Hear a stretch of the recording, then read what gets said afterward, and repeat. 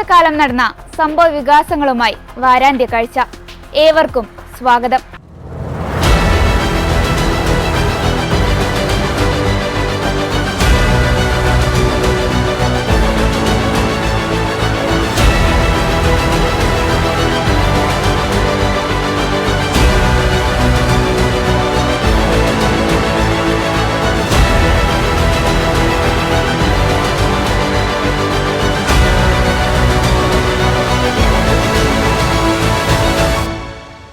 ഇർഫാന, റിദ, നിദ, ആയിഷ എന്നിവരുടെ മരണം യഥാർത്ഥത്തിൽ സർക്കാരിന്റെ അനാസ്ഥയല്ലേ?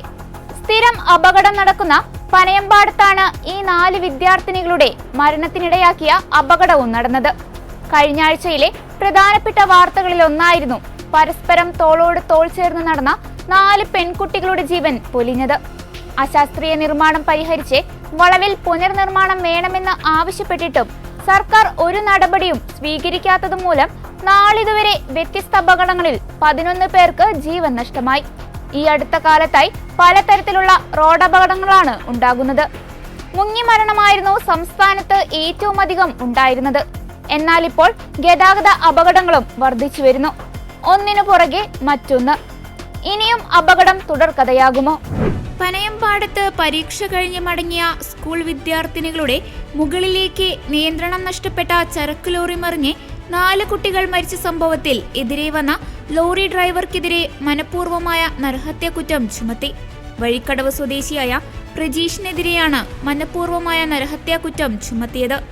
തനിക്ക് പറ്റിയ പിഴവാണ് അപകടത്തിന് കാരണമെന്ന് പ്രജീഷ് പോലീസിനോട് സമ്മതിച്ചു. ഒരു ബൈക്ക് കുറുകെ ചാടിയെന്നും പക്ഷേ താനത് ശ്രദ്ധിക്കാതെ പോയപ്പോഴുള്ള പിഴവാണ് അപകടത്തിന് കാരണമെന്നുമാണ് പോലീസിനെ മൊഴി നൽകിയത്. എന്നാൽ അപകടം നടക്കുമ്പോൾ പ്രജീഷ് ഫോൺ ഉപയോഗിച്ചു എന്ന സംശയവും നിലനിൽക്കുന്നുണ്ട്. പാലക്കാട് കോഴിക്കോട് ദേശീയപാതയിൽ കരിമ്പ പനയമ്പാടത്തായിരുന്നു അപകടം ഉണ്ടായത്. Karimba government higher secondary school 8ാം ക്ലാസ് വിദ്യാർത്ഥിനികളായ കരിമ്പ ചെറോളി പേട്ടത്തൊടി വീട്ടിൽ റഫീഖിന്റെ മകൾ റിദ, പള്ളിപ്പുറം വീട്ടിൽ അബ്ദുൽ സലാമിന്റെ മകൾ ഇർഫാന ഷെറിൻ, കൗളിങ്ങേൽ വീട്ടിൽ സലീമിന്റെ മകൾ നിദ ഫാത്തിമ, അത്തിക്കൽ വീട്ടിൽ ഷറഫുദ്ദീൻ മകൾ ആയിഷ എന്നിവരാണ് മരിച്ചത്. വ്യാഴാഴ്ച വൈകിട്ടായിരുന്നു അപകടം. സ്കൂളിൽ നിന്ന് റോഡരികിലൂടെ വീട്ടിലേക്ക് നടന്നു പോവുകയായിരുന്ന 5 കുട്ടികൾക്കിടയിലേക്കാണ് ലോറി പാഞ്ഞു കയറിയത്. ലോറി വരുന്നത് കണ്ട് മറുവശത്തേക്ക് ഓടിമറിയ ഒരു കുട്ടി രക്ഷപ്പെട്ടു. ബാക്കി 4 പേർ ലോറിക്കടിയിലും സമീപത്തെ ചാലിനിടയിലുമായി കുടുങ്ങിയ നിലയിലായിരുന്നു. സിമന്റുമായി എത്തിയ ലോറി മണ്ണാർക്കാട് ഭാഗത്തേക്ക് പോവുകയായിരുന്നു. മരിച്ച 4 വിദ്യാർത്ഥികളുടെയും ഖബറടക്കം തുപ്പനാട് ജുമാ മസ്ജിദിൽ നടന്നു. ജീവിതത്തിലും മരണത്തിലും വേർപിരിയാത്ത ആ 4 പേരുടെയും ഖബറിടങ്ങളും ഒരുമിച്ചാണ്. ഉറ്റവരും നാടു മുഴുവനും ആദരാഞ്ജലി അർപ്പിക്കാനെത്തി. മന്ത്രിമാരായ MP രാജേഷ്, K കൃഷ്ണൻകുട്ടി എന്നിവരും K ശാന്തകുമാരി MLA ഉൾപ്പെടെയുള്ള ജനപ്രതിനിധികളും ജില്ലാ കളക്ടർ ഡോക്ടർ S ചിത്ര അടക്കമുള്ള ഉദ്യോഗസ്ഥരും കുട്ടികൾക്ക് അന്ത്യാഞ്ജലി അർപ്പിച്ചു.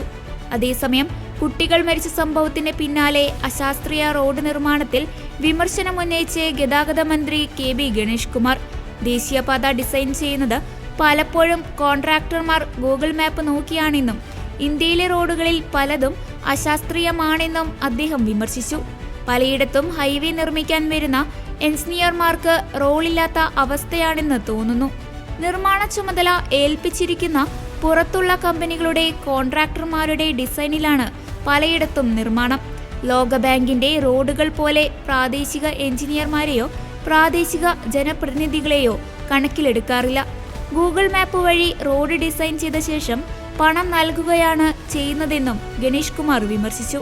അതിന്ന് വിശദമായി പരിശോധിച്ചിട്ട് അവിടുത്തെ DTC RTO റിപ്പോർട്ട് തരും. ട്രാൻസ്പോർട്ട് കമ്മീഷൻ, അഡീഷണൽ കമ്മീഷൻ ഡൽഹിയിലാണുള്ളത്. അപ്പോൾ ചോദിച്ചിട്ടുണ്ട്, കിട്ടും. ഞാൻ നാളെ പാലക്കാട് എത്തുന്നുണ്ട്.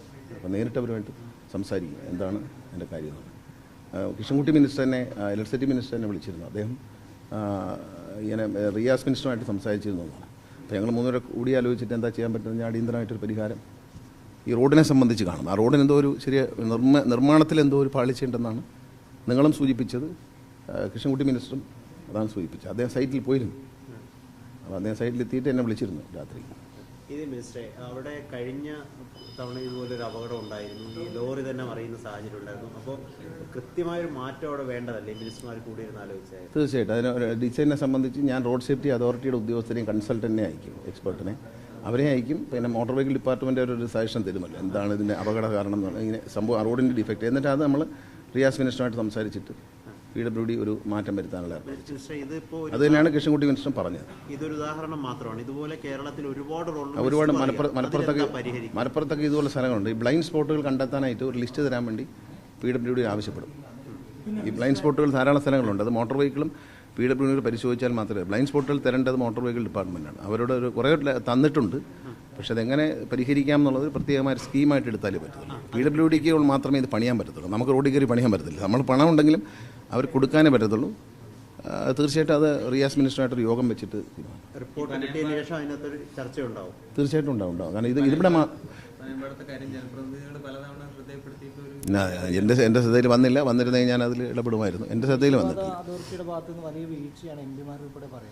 അല്ല, ദേശീയപാത പർട്ടിക്കുലർ ഡിസൈൻ ഒന്നുമില്ലല്ലോ. നമ്മളിപ്പോൾ കാണുന്നതാണ് ഒരു മെയിൻ റോഡ് തന്നെയാണ് ചാലക്കുടി കോട്ടയിലേക്ക് പോകുന്ന ഭാഗം. നിരന്തരമായ ആളുകൾ മരിക്കുകയാണ് അവിടെ. ഇപ്പോൾ ഞാൻ വന്നതിന് ശേഷം അവിടുത്തെ നാട്ടുകാരെ പരാതിയും ഞാൻ ആ സ്ഥലം സന്ദർശിച്ചു, ട്രാഫിക് കുരുക്കഴിക്കാൻ വേണ്ടിയിട്ട്. അപ്പോൾ അവിടെ വന്നൊരു നിർദ്ദേശം അനുസരിച്ച് സെൻട്രൽ ഗവൺമെൻറ്റിനോട് ആവശ്യപ്പെട്ടിരുന്നു 48 കോടി രൂപ ഉപരിതല ഗതാഗത വകുപ്പ് അവിടെ അണ്ടർപാസ് നിർമ്മിക്കാൻ തന്നിട്ടുണ്ട്.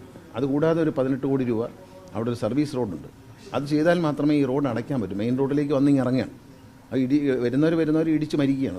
അവിടെ ഇതിനേക്കാൾ ഞങ്ങൾ ഈ പറഞ്ഞതിനേക്കാൾ വലിയ നമ്പർ പോട്ട ആശ്രമത്തിന് മുമ്പിൽ നിന്ന് ഇറങ്ങുന്ന സ്ഥലത്ത് മരിച്ചിട്ടുണ്ട്. മരണസംഖ്യ ഏറ്റവും കൂടുതൽ വരുന്നത് അവിടെ റോഡിലേക്ക് ഇറങ്ങുമ്പോൾ വളരെ ഫാസ്റ്റായിട്ടാണ് ഈ ഹൈവേയിൽ ആൾ വരുന്നത്.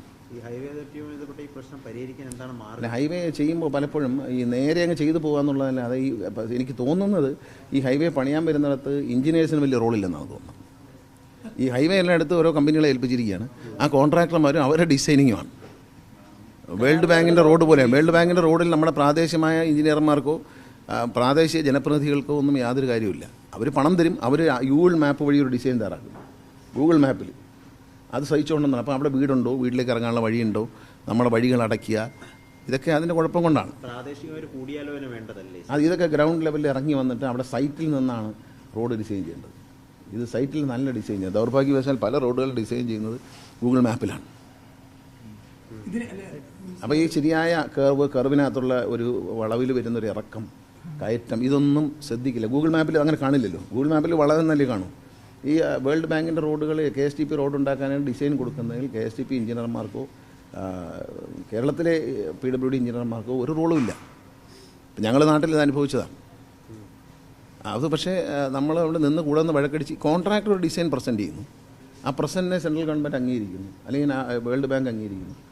കോൺട്രാക്ടറല്ലോ ഡിസൈൻ കൊടുക്കേണ്ടത്. പ്രാദേശികമായുള്ള പ്രശ്നങ്ങൾ പഞ്ചായത്ത് മെമ്പർമാർക്ക് ഒരു അഭിപ്രായം പറയേണ്ട. അവരെല്ലാം പറയണം. അവരെ അഭിപ്രായം കൂടി കേട്ടതിന് ശേഷം വേണം റോഡ് ഡിസൈൻ ചെയ്യാൻ. അവിടെ ലോക്കൽ ഇഷ്യൂ എന്താണെന്ന് ഇപ്പോൾ തന്നെ ഈ നടന്ന സംഭവം നടന്ന സ്ഥലത്ത് ലോക്കൽ ഇഷ്യൂ അവിടുത്തെ ആൾക്കാർക്ക് അറിയാവും. ഏതായാലും അതിൽ ഇടപെടും. തീർച്ചയായിട്ടും അതിനകത്ത് റിയാസുമായിട്ട് സംസാരിച്ചിട്ടുണ്ട്. അദ്ദേഹം അടിയന്തരമായി ഒരു മീറ്റിംഗ് വിളിക്കാമെന്ന് പറഞ്ഞിട്ടുണ്ട്. കൃഷ്ണൻകുട്ടി ഏട്ടൻ പറഞ്ഞിട്ടുണ്ട്.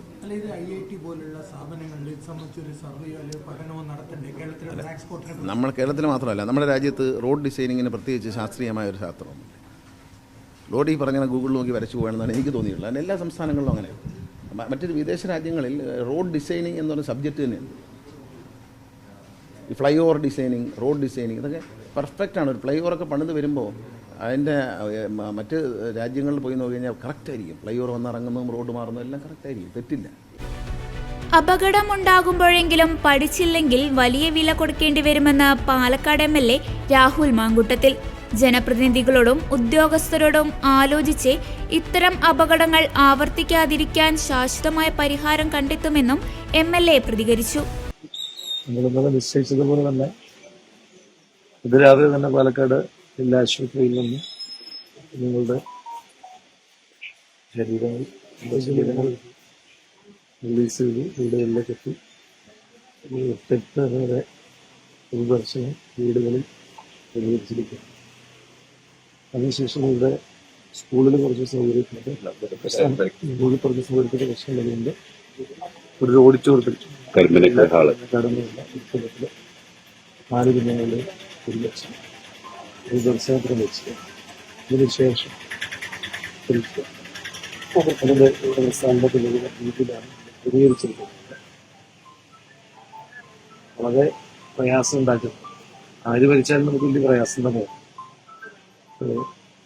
പ്രത്യേകിച്ച് കുഞ്ഞുങ്ങൾ ഭരിക്കുന്നു എന്തൊരു അപ്രതീക്ഷിതമായിട്ടുള്ള കാരണം അടുത്തൊരു അസുഖം വന്നിട്ടാണ് എങ്കിൽ വീട്ടുകാർ അടുത്തുള്ളവരൊക്കെ പ്രതീക്ഷിക്കും എന്തെങ്കിലും പരിപാടി ഉണ്ടാകും. രാവിലെ യാത്ര പറഞ്ഞ് പ്രതീക്ഷിക്കാൻ പോയി തിരിഞ്ഞെത്തൽ ഇതുപോലെ ഈ പ്രദേശത്തിൽ വരികയെന്ന് പറഞ്ഞാൽ ഈ അവരുമായി അവരെ നേരിട്ട് അറിയുക പോലും ഇല്ലാത്ത നമുക്ക് എന്തൊരു പ്രയാസമാണ്. വീട്ടുകാരുടെയും മറ്റവരുടെയൊക്കെ പ്രയാസം നമുക്ക് മനസ്സിലാക്കാറുണ്ട്. രാത്രി അറിയുമ്പോൾ തൊട്ട് ഉണ്ട്, എല്ലാവരും ഉണ്ട്. ഇന്നിപ്പോ ഇതിനു ശേഷം ഇവിടെ ഈ മേഖലയിൽ തുടർച്ചയായി അപകടം ഉണ്ടാകുന്നുണ്ട്. നിരവധി ആളുകളാണ് ഈ വഴിയിൽ തന്നെ മരണമടയുന്ന സാഹചര്യം ഉണ്ടായത്. 1 മാസം പോലും ആയില്ല. ക്ഷേത്രത്തിനടുത്ത് 5 ആളുകൾ, 5 ചെറുപ്പക്കാർ ഇതുപോലെ ഇതിനൊരു ഇന്നത്തെ തന്നെ യോഗം വെച്ചിട്ടുണ്ട്. കാരണം ഇതിനൊരു നിരന്തരമായ അപകടം ഉണ്ടാകുമ്പോൾ എന്തൊരു അശാസ്ത്രീയത റോഡുമായി ബന്ധപ്പെട്ട്. അപ്പൊ അത് പരിഹരിക്കപ്പെടേണ്ടതാണ്. ഇതിനകത്തൊരു എല്ലാവരും അതിനകത്ത് ഒറ്റക്കെട്ടാണ്. അത് പ്രശ്നീകരിച്ച് നമ്മള് ഒരു അപകടം ഉണ്ടാകുമ്പോൾ അവിടുത്തെ കാര്യങ്ങളെ കുറിച്ച് ചർച്ച ചെയ്യും. അപകടം ഉണ്ടാകുമ്പോഴേക്കും നമുക്ക് പരിഹാരം കണ്ടെത്താൻ കഴിയുന്നില്ല എങ്കിൽ വലിയ പ്രയാസം. എന്തായാലും ഈ പരിഹാരം നമുക്ക് എല്ലാവർക്കും ഉണ്ടാകും. പ്രദേശം സ്ഥിരം അപകട മേഖലയാണെന്ന് ചൂണ്ടിക്കാട്ടി അപകടത്തിന് പിന്നാലെ പ്രദേശവാസികൾ പ്രതിഷേധവുമായി രംഗത്തെത്തിയിരുന്നു. അപകടമുണ്ടായ റോഡിൽ കൂടി വാഹനങ്ങൾ കടത്തിവിടാനുള്ള ശ്രമം നാട്ടുകാർ തടയുകയും പോലീസും നാട്ടുകാരും തമ്മിൽ വാക്കേറ്റത്തിലേർപ്പെടുകയും ചെയ്തിരുന്നു. റോഡിന്റെ മോശം അവസ്ഥയാണ് അപകടത്തിന് കാരണമെന്നാണ് പ്രദേശവാസികളുടെ പരാതി. അപകടം സംഭവിക്കുമ്പോൾ പ്രശ്നം പരിഹരിക്കും, പിന്നീട് തുടർ നടപടികൾ ഉണ്ടാകുന്നില്ലെന്നും നാട്ടുകാർ പറയുന്നു. റോഡിന്റെ മോശം സ്ഥിതിയാണ് അപകടത്തിന് കാരണമെന്നും ഡ്രൈവർമാരെ മാത്രം കുറ്റം പറഞ്ഞിട്ട് കാര്യമില്ലെന്നും ഇവിടെ മുമ്പും അപകടങ്ങൾ ഉണ്ടായിട്ടുണ്ടെന്നും അവർ കൂട്ടിച്ചേർത്തു. ഈ പരിസരത്ത് തന്നെ ഒരു വാഹനം കടയിലേക്ക് പാഞ്ഞു കയറിയിരുന്നു. സ്കൂളുള്ള ദിവസങ്ങളിൽ തന്നെയായിരുന്നു ഈ അപകടമുണ്ടായത്. നാട്ടുകാർ ഒരുപാട് പരാതി നൽകിയതിനു ശേഷമാണ് റോഡിൽ ഡിവൈഡർ വെക്കുന്നതും വരയിടുന്നതും എന്നും അവർ പറഞ്ഞു. 24 കൊല്ലത്തിന് ശേഷം മറ്റൊരു ചരിത്ര നേട്ടം കൂടി ഇന്ത്യക്ക് സ്വന്തം. ഏറ്റവും പ്രായം കുറഞ്ഞ ലോക ചാമ്പ്യനെ ഇന്ത്യ സംഭാവന ചെയ്തിരിക്കുകയാണ്. ദൊമ്മരാജു ഗുഗേഷ് എന്ന 18 വയസ്സുകാരൻ ഇനി ലോക ചെസ് ചാമ്പ്യൻ. ഇന്ത്യക്കിത് അഭിമാന നിമിഷം. വിശ്വനാഥൻ ആനന്ദിനെ ഇന്ത്യയിൽ നിന്ന് തന്നെ പിന്തുടർച്ചക്കാരൻ. ആരാണ് ഡി ഗുഗേഷ്? ചെസ് ലോകത്തിന്റെ നെറുകയിൽ നിൽക്കുന്ന ഈ 18കാരൻ യാഥാർത്ഥ്യമാക്കിയത് അവൻ കുഞ്ഞുനാളിൽ കണ്ട സ്വപ്നമാണ്. വർഷങ്ങളായി ലോക ചാമ്പ്യനാകുക എന്ന സ്വപ്നത്തിന് പിറകെയായിരുന്നു ഈ 18കാരൻ. 11 വയസ്സ് മാത്രമുള്ളപ്പോൾ chess base India CEO Sagar ഷായുമായി ഗുഗേഷ് നടത്തിയ ഒരു അഭിമുഖത്തിന്റെ വീഡിയോ ആണ് ഇപ്പോൾ സമൂഹ മാധ്യമങ്ങളിൽ നിറഞ്ഞു നിൽക്കുന്നത്. എന്താണ് ആഗ്രഹമെന്ന ചോദ്യത്തിന് തനിക്ക് ലോകത്തിലെ ഏറ്റവും പ്രായം കുറഞ്ഞ ലോക ചെസ് ചാമ്പ്യൻ ആകണമെന്ന് കുഞ്ഞു ഗുഗേഷ് ഉറച്ച ശബ്ദത്തിൽ മറുപടി നൽകി. 6 വർഷങ്ങൾക്കിപ്പുറം ആ യുവാവിന്റെ കഠിനാധ്വാനത്തിന്റെ ഫലം കൂടിയാണ് ഇന്ന് ലോക ചെസ്സിൽ മുഴങ്ങുന്നത്. ലോക ചെസ് ചാമ്പ്യൻഷിപ്പിൽ ക്ലാസിക്കൽ രീതിയിലുള്ള അവസാന മത്സരത്തിൽ കറുത്ത കരുവുമായി കളിച്ചാണ് ഇന്ത്യയുടെ ഡി ഗുഗേഷ് നിലവിലെ ലോക ചാമ്പ്യനായ ചൈനയുടെ ഡിങ് ലിറനെ മലർത്തിയടിച്ചത്. അന്താരാഷ്ട്ര ചെസ് ഫെഡറേഷന്റെ ലോക ചെസ് ചാമ്പ്യൻഷിപ്പ് ഗ്രാൻഡ് ഫിനാലെ ആഘോഷമാക്കി ടെക് ഭീമനായ ഗൂഗിളും. സെർച്ച് എഞ്ചിന്റെ ഹോം പേജിൽ പ്രത്യേക ഡൂഡിൽ പ്രദർശിപ്പിച്ചാണ് ഇന്ത്യൻ താരം ഡി ഗുഗേഷ് വിജയിയായ ചെസ് ചാമ്പ്യൻഷിപ്പ് ഫിനാലെ ഗൂഗിൾ ആഘോഷമാക്കിയത്. ഡൂഡിലെ ഓരോ അക്ഷരങ്ങളും ചെസ്സിലെ കരുക്കളെ പോലെയാണ്. വ്യത്യസ്ത കരുക്കൾ കറുപ്പും വെള്ളയും നിറത്തിൽ മാറി മാറി വരുന്ന ആനിമേഷൻ ഡൂഡിലിനെ കൂടുതൽ മനോഹരമാക്കുന്നു. പ്രത്യേക ദിവസങ്ങളിൽ തങ്ങളുടെ സെർച്ച് എഞ്ചിന്റെ ഹോം പേജിൽ ഡൂഡിലുകൾ പ്രദർശിപ്പിക്കുന്നത് വർഷങ്ങളായി ഗൂഗിൾ തുടരുന്ന പതിവാണ്. ചരിത്രത്തിലെ ഏറ്റവും പ്രായം കുറഞ്ഞ ചെസ് ചാമ്പ്യൻ എന്ന വിശേഷണം സ്വന്തമാക്കിക്കൊണ്ടാണ് ഗുഗേഷ് കിരീടമണിഞ്ഞത്. നിലവിലെ ലോക ചാമ്പ്യനായ ഡിങ് ലിറനെ അട്ടിമറിച്ചാണ് തമിഴ്നാട് സ്വദേശിയായ ഗുഗേഷ് വിജയം പിടിച്ചെടുത്തത്. ഗുഗേഷ് കിരീടം ചൂടിയതിന് പിന്നാലെ എതിരാളിയായ ചൈനീസ് താരം ഡിങ് ലിറൻ മനഃപൂർവ്വം തോറ്റുകൊടുത്തതാണെന്ന ആരോപണവുമായി റഷ്യൻ ചെസ് ഫെഡറേഷന്റെ തലവൻ ആൻഡ്രേ ഫിലോത്താവാണ് ഇത്തരമൊരു ആരോപണം ഉന്നയിച്ച് രംഗത്തെത്തിയത്. വിഷയത്തിൽ രാജ്യാന്തര ചെസ് ഫെഡറേഷൻ അന്വേഷണം നടത്തണമെന്നും ആന്ദ്രേ ഫിലാത്തോവ് ആവശ്യപ്പെട്ടതായി റഷ്യൻ വാർത്താ ഏജൻസിയെ ഉദ്ധരിച്ച് വിവിധ മാധ്യമങ്ങൾ റിപ്പോർട്ട് ചെയ്തു. നേരത്തെ സമനിലയിലേക്ക് നീങ്ങുമെന്ന് കളി വിദഗ്ധർ വിലയിരുത്തിയ ഗെയിമിൽ അട്ടിമറി വിജയം നേടിയാണ് ഡി ഗുഗേഷ് ലോക ചെസ് കിരീടം ഒരിക്കൽ കൂടി ഇന്ത്യയിലെത്തിച്ചത്. ചെസ്സിൽ വിശ്വകിരീടം ചൂടിയ ഇന്ത്യൻ ഗ്രാൻഡ് മാസ്റ്റർ ഗുഗേഷിനെ അഭിനന്ദന പ്രവാഹമായിരുന്നു. ഇന്ത്യക്ക് അഭിമാനകരമായ നേട്ടമാണ് ഗുഗേഷ് നൽകിയതെന്നും അദ്ദേഹത്തിന്റെ വിജയത്തിലൂടെ ചെസ്സിന്റെ ശക്തി കേന്ദ്രം ഇന്ത്യയാണെന്ന് ഉറപ്പിച്ചിരിക്കുന്നതായും രാഷ്ട്രപതി എക്സിലൂടെ ആശംസ നേർന്നു. അതേസമയം ഗുഗേഷിന്റെ നേട്ടം ചരിത്രപരവും മാതൃകാപരവുമാണെന്ന് വിശേഷിപ്പിച്ച് പ്രധാനമന്ത്രി നരേന്ദ്രമോദി അദ്ദേഹത്തെ അഭിനന്ദിച്ചു. സമാനതകളില്ലാത്ത കഴിവിന്റെയും കഠിനാധ്വാനത്തിന്റെയും നിശ്ചയദാർഢ്യത്തിന്റെയും ഫലമാണ് ഗുഗേഷിന്റെ വിജയമെന്ന് പ്രധാനമന്ത്രി നരേന്ദ്രമോദി എക്സിൽ കുറിച്ചു.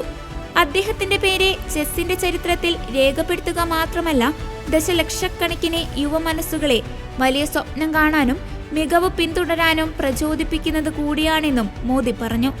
വെറും 18-ാം വയസ്സിൽ ഏറ്റവും പ്രായം കുറഞ്ഞ ലോക ചെസ് ചാമ്പ്യനാകുന്നത് അത്ഭുതകരമായ നേട്ടമെന്നാണ് ലോക്സഭാ പ്രതിപക്ഷ നേതാവ് രാഹുൽ ഗാന്ധി എക്സിൽ കുറിച്ചത്. അതോടൊപ്പം ഗുഗേഷിന്റെ ചരിത്ര വിജയം രാജ്യത്തിന് ആനന്ദവും അഭിമാനവും നൽകിയെന്നും ഭാവിയിൽ അദ്ദേഹം കൂടുതൽ ഉയരങ്ങളിൽ എത്തട്ടെയെന്നും തമിഴ്നാട് മുഖ്യമന്ത്രി MK സ്റ്റാലിൻ ആശംസിച്ചു. കേരളത്തിൽ മുഖ്യമന്ത്രി പിണറായി വിജയൻ പ്രതിയായ ലാവ്ലിൻ അഴിമതി പോലെ മറ്റൊരു അഴിമതി കൂടി ഇപ്പോൾ വൈദ്യുതി രംഗത്ത് പുറത്തു കൊണ്ടുവന്നിരിക്കുകയാണ് രമേശ് ചെന്നിത്തല.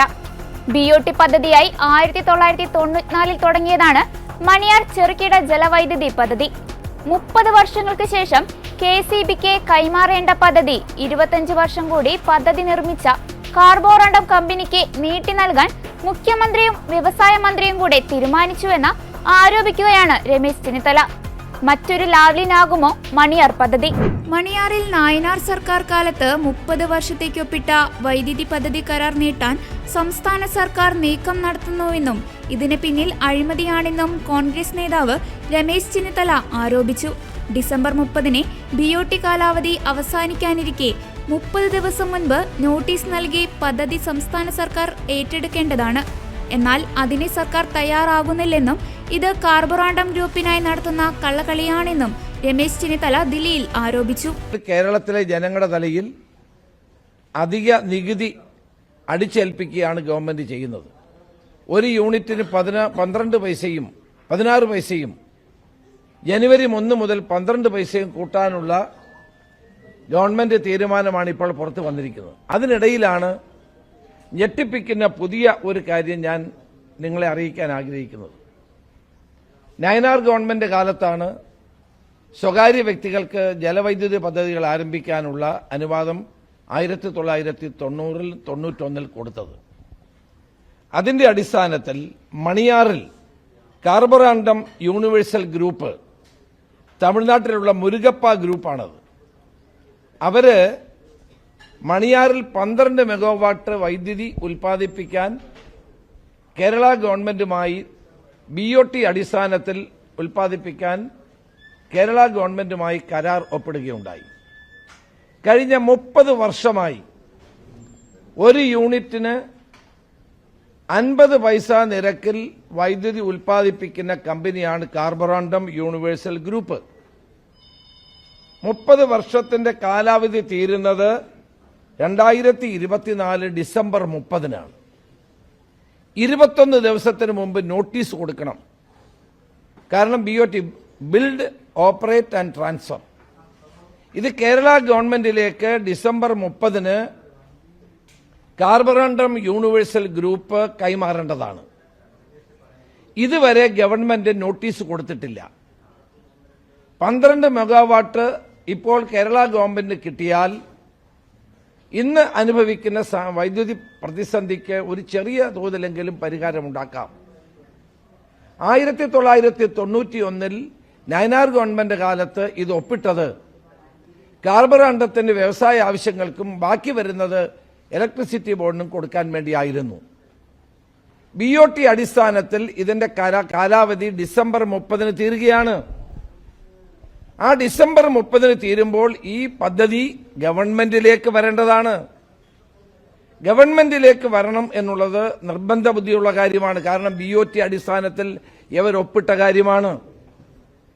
എന്നാൽ വൈദ്യുതി മന്ത്രിയും വ്യവസായ മന്ത്രിയും മുഖ്യമന്ത്രിയും ചേർന്ന് ഇവർക്ക് അടുത്ത 25 വർഷം കൂടി നീട്ടി നൽകാനുള്ള ഒരു ഗൂഢാലോചന നടക്കുന്നുവെന്നാണ് എനിക്ക് പറയാനുള്ളത്. ഇത് ഒരിക്കലും കേരള താൽപര്യങ്ങൾക്ക് ഗുണകരമല്ല. 50 പൈസയ്ക്ക് ഉൽപ്പാദിപ്പിക്കുന്ന വൈദ്യുതി വാങ്ങാതെ 10 രൂപയ്ക്കും 14 രൂപയ്ക്കും വൈദ്യുതി വാങ്ങി കേരളത്തിലെ പാവപ്പെട്ടവന്റെ തലയിൽ വലിയ തോതിലുള്ള വൈദ്യുതി ചാർജ് വർദ്ധിപ്പിക്കുന്ന നടപടിയാണ് ഗവൺമെന്റ് സ്വീകരിക്കുന്നത്. ഇലക്ട്രിസിറ്റി ബോർഡും കഴിഞ്ഞ ബോർഡ് ചെയർമാനും ഇപ്പോഴത്തെ ചെയർമാനും ബന്ധപ്പെട്ട എല്ലാവരും ഇത് ഗവൺമെന്റ് ഏറ്റെടുക്കണമെന്ന് ആവശ്യപ്പെട്ടിരിക്കുകയാണ്. പവർ സെക്രട്ടറി ഈ കാര്യത്തിൽ എന്ത് നിലപാടെടുത്തുവെന്ന് അറിയാൻ താൽപ്പര്യമുണ്ട്. അപ്പോൾ ഗവൺമെന്റ് 21 ദിവസം മുമ്പ് നോട്ടീസ് കൊടുത്ത് ഡിസംബർ 30 ഈ കാർബോറാണ്ടം യൂണിവേഴ്സൽ ഗ്രൂപ്പിന്റെ മണിയാറിലെ വൈദ്യുതി പ്രോജക്റ്റ് കേരള ഗവൺമെന്റിലേക്ക് ഏറ്റെടുക്കേണ്ടതാണ്. ഇങ്ങനെ ചെയ്യുന്നില്ല, ഇനി നീട്ടിക്കൊടുക്കുകയാണെങ്കിൽ കേരളത്തിൽ പല BOT അടിസ്ഥാനത്തിലുമുള്ള പദ്ധതികൾ നിലനിൽക്കുന്നുണ്ട്. വിഴിഞ്ഞം പദ്ധതി 30 വർഷത്തേക്കാണ്, അത് 10 വർഷം കൂടെ നീട്ടി 40 വർഷമാണ്. 1, 2, 3 ഘട്ടം തീരുമ്പോൾ അത് 60 വർഷമാണ്. അത് വീണ്ടും നീട്ടിക്കൊടുത്തേക്കാം. ഇതൊരു പോളിസിയായി മാറുകയാണ്. ആണെങ്കിൽ ഇതുപോലെയുള്ള ധാരാളം BOT പ്രോജക്റ്റുകൾ കേരളത്തിൽ നീട്ടിക്കൊടുക്കേണ്ടി വരും. കാർബോറാണ്ടം യൂണിവേഴ്സൽ ഗ്രൂപ്പ് പറയുന്ന വളരെ തെറ്റായ ഒരു കാര്യമാണ്. അവർ പറയുന്നു, ഞങ്ങൾക്ക് കഴിഞ്ഞ വെള്ളപ്പൊക്കത്തിൽ 2018-19 നടന്ന വെള്ളപ്പൊക്കത്തിൽ നാശനഷ്ടമുണ്ടായി. അങ്ങനെ നാശനഷ്ടമുണ്ടായെങ്കിൽ അവർക്ക് ഇൻഷുറൻസ് ഉണ്ടല്ലോ. നാശനഷ്ടം ഉണ്ടായിട്ടില്ല എന്നുള്ളതാണ് സത്യം. മണിയാറിൽ അങ്ങനെ വെള്ളപ്പൊക്കത്തിൽ അങ്ങനെ സംഭവമേ ഉണ്ടായിട്ടില്ല. അവരുന്നയിക്കുന്ന അതാണ്, ഞങ്ങൾക്ക് വെള്ളപ്പൊക്കത്തിൽ നാശനഷ്ടം ഉണ്ടായെങ്കിൽ ഇൻഷുറൻസ് ഉണ്ട് കമ്പനിക്ക്, ഇൻഷുറൻസിന് നഷ്ടപരിഹാരം വാങ്ങാം. 30 വർഷത്തെ BOT അടിസ്ഥാനത്തിൽ കേരള ഗവൺമെന്റുമായി കരാറൊപ്പിട്ട കാർബോറാണ്ടം യൂണിവേഴ്സൽ ഗ്രൂപ്പിന് ഇനിയും 25 വർഷം കൂടി നീട്ടി നൽകാനുള്ള നീക്കമാണ് ഭരണത്തിന്റെ ഇടനാഴികളിൽ നടക്കുന്നത്. ഇതൊരിക്കലും ജനതാൽപര്യത്തിന് ഗുണകരമല്ല, കേരളത്തെ താൽപര്യത്തിന് ഗുണകരമല്ല. ഇതൊന്ന് നീട്ടിക്കൊടുത്താൽ കേരളത്തിലെ എല്ലാ BOT പദ്ധതികളും ഇതുപോലെ നീട്ടേണ്ടി വരും. അതുകൊണ്ട് സ്വകാര്യ വൈദ്യുത ഉൽപാദന കമ്പനിയായ കാർബോറാണ്ടം യൂണിവേഴ്സൽ ഗ്രൂപ്പിനെ സഹായിക്കാൻ, മുരുകേശൻ ഗ്രൂപ്പിനെ സഹായിക്കാൻ ബോധപൂർവമായ നീക്കം നടക്കുന്നു. അപ്പോഴവർ പറയും, കാർബോറാണ്ടത്തിന്റെ വ്യവസായ സ്ഥാപനങ്ങൾ നടക്കണം. അവർക്ക് ബോർഡ് വൈദ്യുതി കൊടുക്കട്ടെ, ഉയർന്ന നിരക്കിൽ മറ്റുള്ളവർക്ക് കൊടുക്കുന്ന പോലെ കൊടുക്കട്ടെ. അവർക്ക് വൈദ്യുതി കൊടുക്കേണ്ടത് നമ്മൾ പറയുന്നില്ല. പക്ഷേ കേരള ഗവൺമെന്റ്, നയനാർ ഗവൺമെന്റ് ഒപ്പിട്ട 30 വർഷത്തെ കരാറ് നീട്ടിക്കൊടുക്കാനുള്ള ഒരു നീക്കവും ജനങ്ങൾ താൽപര്യത്തിന് ഗുണകരമല്ല. അതിൽ നിന്ന് കേരള ഗവൺമെന്റ് പിന്മാറണം. ഇതിനകത്ത് വ്യവസായ മന്ത്രിയും വൈദ്യുതി മന്ത്രിയും മുഖ്യമന്ത്രിയും ഈ കാര്യത്തിൽ നടക്കുന്ന ഗൂഢാലോചന ശരിയല്ല. ഇത് ജനങ്ങൾക്ക് നേരെയുള്ളൊരു വെല്ലുവിളിയാണ്. അതുകൊണ്ട് ഈ 12 മെഗാവാട്ടിന്റെ ഈ മണിയാർ പദ്ധതി ഗവൺമെന്റ് ഏറ്റെടുക്കണം. ഏറ്റെടുത്ത് ജനങ്ങളെ രക്ഷിക്കാനും കുറഞ്ഞ വിലയ്ക്ക് 50 പൈസയാണ് ഒരു യൂണിറ്റിന്റെ അവിടെ ഉൽപ്പാദനം ചെലവെന്ന് പറയാം. 50 പൈസ വരില്ല. അത് കേരള ഗവൺമെന്റ് ഇലക്ട്രിസിറ്റി ബോർഡിന് കൊടുത്തുകൊണ്ട് ഇന്ന് നേരിടുന്ന വൈദ്യുതി ക്ഷാമത്തിന് പരിഹാരമുണ്ടാക്കണം. സർക്കാർ കാലാവധി നീട്ടിക്കൊടുത്ത മണിയാർ ചെറുകിട വൈദ്യുതി പദ്ധതിയുടെ നടത്തിപ്പുകാരായ കാർബോറാണ്ടം യൂണിവേഴ്സൽ കമ്പനി കരാർ ലംഘനം നടത്തിയെന്ന് വൈദ്യുതി ബോർഡ് കണ്ടെത്തി. മണിയാർ വൈദ്യുതി പദ്ധതി നടത്തിപ്പുമായി ബന്ധപ്പെട്ട് 1991 മെയ് 18 വൈദ്യുതി ബോർഡുണ്ടാക്കിയ കരാറിലെ വ്യവസ്ഥകളാണ് ലംഘിച്ചത്. 2022 ഡിസംബറിൽ അന്നത്തെ വൈദ്യുതി ബോർഡ് ചെയർമാൻ ഡോക്ടർ രാജൻ സർക്കാരിനയച്ച കത്തിലാണ് ഇക്കാര്യം വ്യക്തമാക്കുന്നത്. 2003 ഓപ്പൺ ആക്സസ് സംവിധാനം നിലവിൽ വന്ന ശേഷം കരാർ വ്യവസ്ഥ ലംഘിച്ച് കമ്പനി വൈദ്യുതി ഉൽപാദനവും വിൽപ്പനയും നടത്തിയെന്നാണ് കണ്ടെത്തൽ. ഇക്കാര്യം അവഗണിച്ചാണ് 25 വർഷത്തേക്കു കൂടി കമ്പനിക്ക് സർക്കാർ കരാർ നീട്ടി നൽകുന്നത്. ക്യാപ്റ്റീവ് പവർ പ്ലാന്റായാണ് മണിയാർ ചെറുകിട വൈദ്യുതി പദ്ധതിക്ക് കാർബോറാണ്ടം യൂണിവേഴ്സൽ ലിമിറ്റഡിനെ അനുമതി നൽകിയത്. ഇതോടെ ഈ ആഴ്ചയിലെ വാരാന്ത്യ കാഴ്ച പൂർണ്ണമാകുന്നു. അടുത്ത ആഴ്ച വീണ്ടും കാണാം. നന്ദി.